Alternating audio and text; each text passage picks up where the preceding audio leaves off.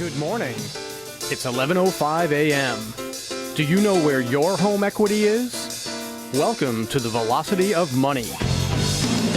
Here now to answer your questions about real estate, capital, equity, funding, and finance, your host of the Velocity of Money, Michael J. Barnes. And what Brent's doing is a shark, as I like to call them. A shark will go out and find a vacant house.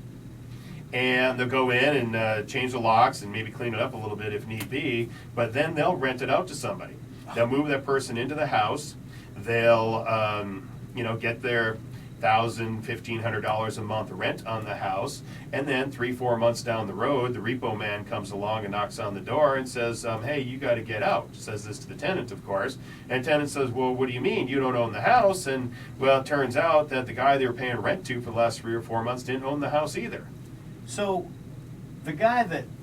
so you're talking about somebody, a shark, that goes out, finds a vacant house, breaks in, I guess, Right. changes the locks, cleans it up, puts it on Craigslist probably, rents it out, collects the money. He never owned the house. He had no right, private, whatever, to the house. And then all of a sudden, the sheriff shows up and says, you got to go.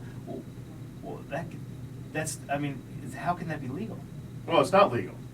It's not legal at all because the person who rented you the house knows that they don't own the house. Now, of course, the tenant doesn't know that. Right, I guess. Now under Fannie Mae's new guidelines, that tenant, if they're lucky enough to have Fannie Mae buy that property or own that note, they might actually get to stay in the house because Fannie Mae just has some new guidelines that says that if they got a tenant in the house, they'll re-sign a contract with them and let them stay in the house for, I didn't say how long, but it'll certainly let them stay in there for a while. Well, that's fantastic. I actually didn't know about that. That's so now Fannie Mae is getting into the property management business.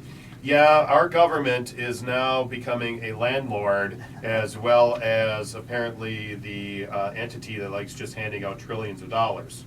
Well, I know that I believe that you and I have a differing opinion on this, Dan. I actually think that is the right thing, in my opinion, for Fannie Mae and Freddie Mac to do, primarily because if they sell it right now, they're going to sell it at a huge loss, and they've got an opportunity to pick up some capital at some point, don't you think? Well, I don't know. It all depends on whether property values keep going up or whether property values are going down. But the real issue becomes, is our government in the business of owning real estate? And we can argue about that all day long. Well, there's no need to. I mean, there's too much other information here to talk about. Too many other sharks out there. What is the crime? I mean, realistically, so some guy goes in, he breaks into the house. Sounds like it's breaking and entering to me. Then he's collecting monies on a vacant house. Well, there's a number of crimes, and I got to admit, I don't have a statute with me, but I do know in Arizona there is a statute specifically about this very practice. Very nice. And that would be Terry Goddard's website? I would suspect you could go there and find it. But real quick here, before we run out of time, 2 other quick things I wanted to talk about. One was, just happened to a friend of mine recently where her daughter moved out of a house that she had been living in for years, and she had to move to another state, and the house went vacant. Well, she hadn't been gone, I don't think, for more than a couple of weeks. And the mother, who was going to help her work on a short sale, went over to the house one day and found that the locks were changed. And I immediately think, we're dealing with a rent skimming situation here. Well, it turns out the lender, who doesn't own the house yet because there has not been a foreclosure sale, the lender came by, saw the house was vacant, opened the door, changed all the locks on the house, and now essentially is not really willing to give the keys to the owner.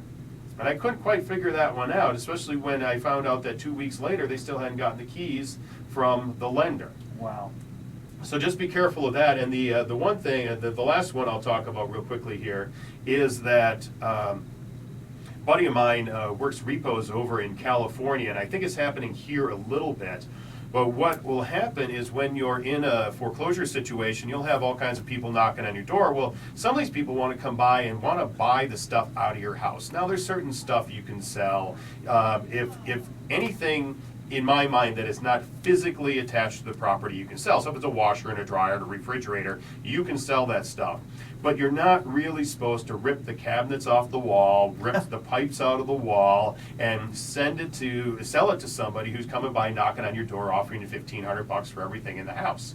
And that's what's going on in a lot of cases. In fact, they're completely trashing houses. Now, the only thing you have to watch out for is you are obligated under your deed of trust to not destroy the property when you leave. And so I'm just putting that out there. Just be really careful when these people come by and offer you some money and you're hurting for it. Just be really careful, because you don't want to trash the house before you leave. And that's really good advice, because they can come after you. Maybe they will, maybe they won't, it doesn't matter, but you're committing a crime, you shouldn't do it. And then the other thing, we want to back up real quick before we head off to Bill O'Reilly and go spend the Christmas Eve with our families, is if you think you may be involved in a rent skimming scheme, you can go to maricopacounty.gov and research the property and see who actually owns the property. Is there a link on your website to that or not, Dan?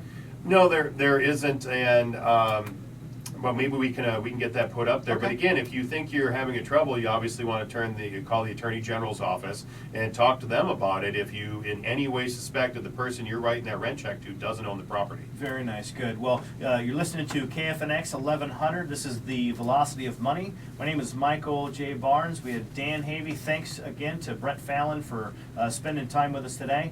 We sure hope you all have a very, very safe Christmas Eve and Christmas. And stay tuned for Bill O'Reilly. Thanks.